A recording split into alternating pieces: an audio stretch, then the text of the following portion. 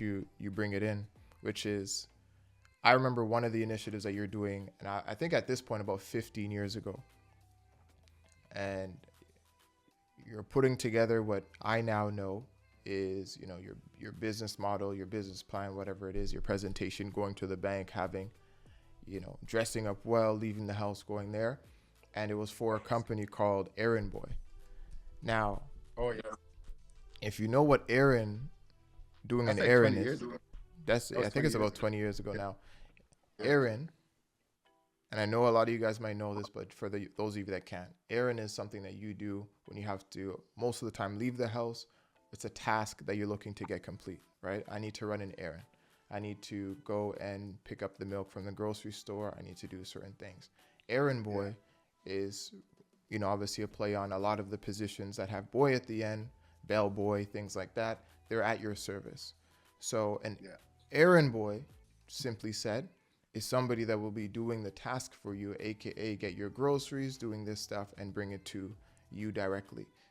If that doesn't sound to you like Uber or DoorDash or Meet the Dishes, whatever, I don't know what it is, 20 years ago, right? So uh, these are With an those, app, like, and yeah. make sure that I have the app. The iOS and the Android was like just starting out at that time. Um, so I got it, everything working. One of the reason why the errand boy, And I let's think, hold that thought, that okay, because we'll switch okay, over to value and ventures for this one. okay, yeah, Yeah, got it. you're good. Yep. So yeah, no, value and ventures. You can go finish that the errand boy part there. I've already switched it over, so we're good to go. Oh, okay, yeah. So the errand boy was, I had this idea, like, see, people doing small errands, and I'm saying, okay, why not just create an app, right, and offer these services, and it was going like, so I started talking to people, different people at Chapters. This is a bookstore called Chapters with a Starbucks in it. So I used to do a lot of work and working Indigo. from Some of you guys Google. might know it Yeah. as Indigo today. Oh, Indigo. Yeah, yeah. It's yeah, Indigo. Yeah, it's Indigo. Canadian version of Indigo. I think Indigo actually bought it. Yeah. So I used to be there and just keep talking to people about, like, if they were be interested in something like that, and the feedback I started getting, so I could start putting a business model together, then start raising funds. I got like two people who were interested. Mahmoud, if you're listening to this, you're you're a trailblazer, right? Um, so apps and all that was brand new at the time. You know what I mean? Like, it was research in motion. What you know as BlackBerry, they didn't have an app store or anything like that. So Apple and Android was just coming out, and then I put the app together and all that stuff, start raising funds. And then I think what happened was the gas price went up and it wasn't feasible anymore, right? So Mm. that's what happened with Aaron Boy. So it was really the gas price and all the cars that we need, the capex, the amount of money that we need to start. Um, so that one, and then right after that, before we switch over, I started with, I raised some from a friend of your brother, Chad, PK. I told him that I have an idea for 7 cents, right? It's where an app can, Mm-hmm. I could leave a geolocation. Like, if you see a good, like a nice sunset, you should be able to just leave that in a geopolitical, in a geolocation. Mm-hmm. Yeah, so I've done a lot of those. I was just too early at those times, right? We raised like 60,000 or something like that. I managed to get two PhD together. Um, Oma Young, if you can hear, I hope you're good in wherever you are. So Oma Young was our PhD engineer at the time. We got to a point where we have a minimum viable product. Again, it was just too early. So yeah, I've been there. I've done a lot of those Yeah. cutting edge innovation at that time, and Yeah. still is. And I remember in the business school, in my undergrad, one of the things that they said, I think there was this big study that they've done, reasons why certain startups and stuff don't end up realizing the potential. And the number one reason was because of timing. It wasn't Yeah. because of team. It wasn't because of capital. It wasn't because of. It's just Yeah. we were just too early or too late. Most of the time, too early for Yeah. people to catch on, right? Yeah. And that's kind of the thing that you'll find. So with value and ventures as an idea, why do we have this area, this segment? I think value and ventures. Again, every segment, as far as I see it, represent what it is that my dad and I speak about every day, but is sectioned in a way that you're able to hear us on one or two or three or all five, right? So these are not things that we're trying to force to talk about because it's relevant to the times and we're trying to catch trends. We talk about this this is what I grew up speaking about, right? Sitting 2 hours at the table. It was not, son, dad, go to the baseball game or the basketball game or watching, sports together.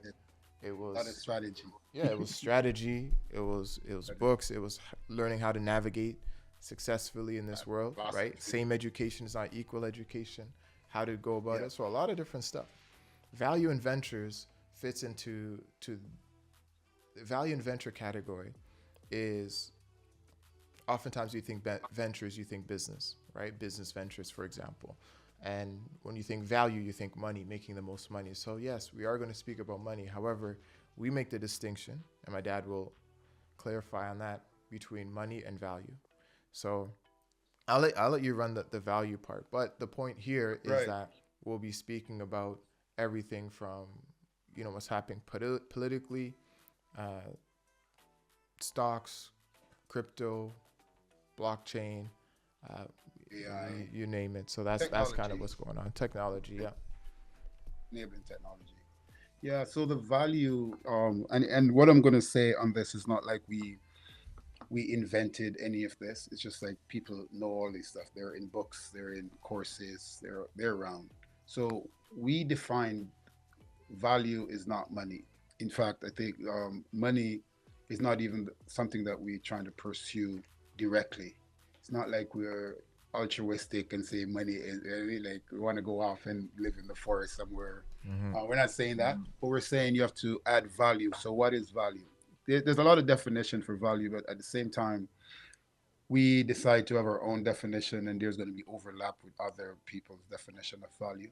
But we started off by saying if a person, and there's value where it's kind of linked to how you raise your kids, your belief system, and all that. We're talking about value as you compare it to money. So value is what you give to help another person make progress. And what does that mean? Making progress. Well, we just believe that most people are trying to get to point B and they're now at point A. So anything that we can do to help them get closer to point B is value. So if you notice that we're not talking about how much money we're trying to make and so on, we're trying to help you, the person, get to the desired state, the desired goal, where they're trying to be in life, right? And if we can do that, that is value. The offshoot, or so that's the cause. If you look at a causal structure, so that is the cause, and the Mm-hmm. effect is money or something else of value that eventually can morph into money. But money is like the last part of it. Right. The So value byproduct. is what you do. It's a byproduct. It's Yeah. it's the effect of the cause, and the cause is you care enough about people. I notice even though I'm in AI, I'm an AI person, right? But even AI, we're gonna if you to evaluate the value of that's a sick lyric. Okay, if you have to evaluate the value of AI, it's how much it can help other people get But shouldn't closer but to their shouldn't we be desired state. scared? Shouldn't we be scared of AI? That's Uh, because again, being in an academic setting, I was as an academic advisor, people were scared of this. They're trying to abolish it, trying to get rid of it. Um, there's an argument that kids are not learning. This is not here. It's not going to help us. This is the last frontier where the robots, the iRobot kind of Will Smith thing, where the robots are going to take over the world, and this is sort of the beginning of the end. So do you think people should be fearful? Yeah, it's not one of those binary, right? Like Mm-hmm. yes, they should be fearful, or no, they shouldn't be fearful. I think there are there's gray area. I'm more optimistic, but if you notice, I think the people who are most fearful are the people, the incumbents. So people who are doing the guard, who set up the guardrails, right? Mm-hmm. Who were comfortable in a particular area where there's a huge barrier to entry. Those people are more fearful. Like I'm not knocking academia, but if you look at school system, they have a monopoly and teaching, a monopoly and departing information, like in a didactic setting. In what I mean by that is in an instructional setting. And here comes this thing that will democratize education, for example, right? So education, those people is going to be more fearful. Lawyers is going to be more fearful because they monopolize the legal knowledge and information. And if you, in an adversarial setting, for example, the West, North America, where if you can't afford a good lawyer, you're going up against a person who can, 9 times out of 10, you're going down. No, that's You're going to be going to jail. democratized. You're going to jail, No, right? actually, yeah. So I can understand, yeah, you know what I mean. So you can Mm-hmm. understand how some people are going to be more fearful, but there's also reason for fear because um if if this system called AI, right, especially generative AI, where you can now generate almost anything. It's not Google, right? So you Mm-hmm. can also go and learn how to create a bomb or to create a missile and all that. Then there should be reason to have some concern. But I'm not one of those people in the camp that AI is going to take over, even though I know I can see the capability and I don't the capabilities of AI, Gen AI, Mm-hmm. where it could go, but I also see that this have a really good chance of democratizing education, medicine. Um, I, there's nothing it's not going to be capable of touching and can make it better. But at the same time, I understand why some people, especially people in the incumbent, Mm-hmm. right? People who used to hoard information and knowledge, they can't do that anymore. Right. Yeah, it's gonna disrupt every single thing that you think. Yeah. Oh, one other thing, I think this is the first time in history where questions is going to be more important than answers. So if you look at what used to happen before, if you and I went for a job and I can answer more questions than you can, I would get that job because the metric that they're measuring whether I'm better than you is how many questions I can get right. Right. Where now with Gen AI, it's the quality of the question, not the quality of the answers. Because the Gen AI have all the answers, Mm-hmm. but you can't get to them unless you can frame or morph an answer that can actually get a question that can get the answer back, right? So what does that do? So Well, hold on. this is the So last thing on the topic. This is the last thing. This is the last thing before yeah. you come back in because I want to get this. Remember, I'm an old guy, okay? So I have to. I'm just trying to keep to Yeah, the sections. Well, yeah. No, I know. But I want to just get I this know out. if you get in your bag, then we're into systems and frameworks, Yeah, or that's true. frameworks and But foundations. Yeah. that's true. But it's the last thing on this topic. So what I was saying is that right now, the creative people, the people who are creative, because all the answers are there. So so it's the people who are creative. It's not the coders. Like I used to believe that most of the coders you're going to be here forever. No, the creative people now can code because AI is going to code for them. So I think the ultimate, the unique selling proposition at this point, the edge, what's going to give you so you edge think there's hope? creativity. You think there's hope for the art students and stuff like that? No, you think gone are the days that just because you have a computer engineering degree that you are the backbone of the future, that Exactly. you create the infrastructure that we're all going to use. Now you think that the creatives are now The be able to, creatives.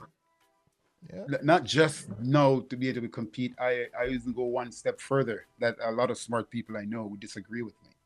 I think creative people is going to be more in demand than technical people, because I could just talk to an AI and let the AI code an agentic or agent for me. So the winning, the most important thing is not technical knowledge anymore, but creative knowledge. So a designer is going to be able to build better things now that they can just talk it into existence.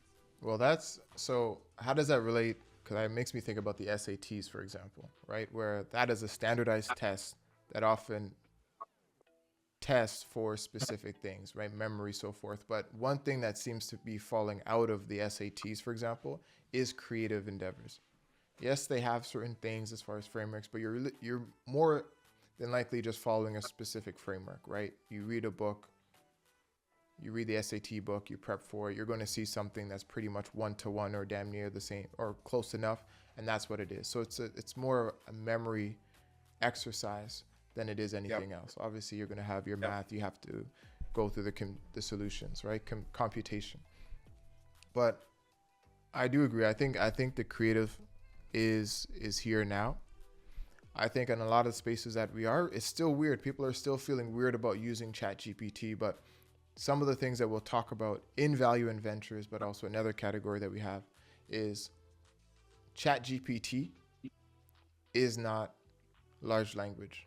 ChatGPT isn't the only thing that AI is. And I think a lot of people have that understanding right now that that's the Yep. only use case for it, not realizing that this has already started to change. And it reminds me of something that you used to say, which is the future is here. It's just not, do you remember what it is? Yes, not well Like distributed, not distributed, equally distributed. right? That's Widely I got that from distributed, or, so that's widely distributed. right. So that's I kind of where, ethically borrowed that from some book I read maybe 10, 15 years ago. yeah. And it just stuck with me. Yeah. So that's two of them. So we'll leave. So that's kind of the idea for legacy and lessons, value and ventures. We have three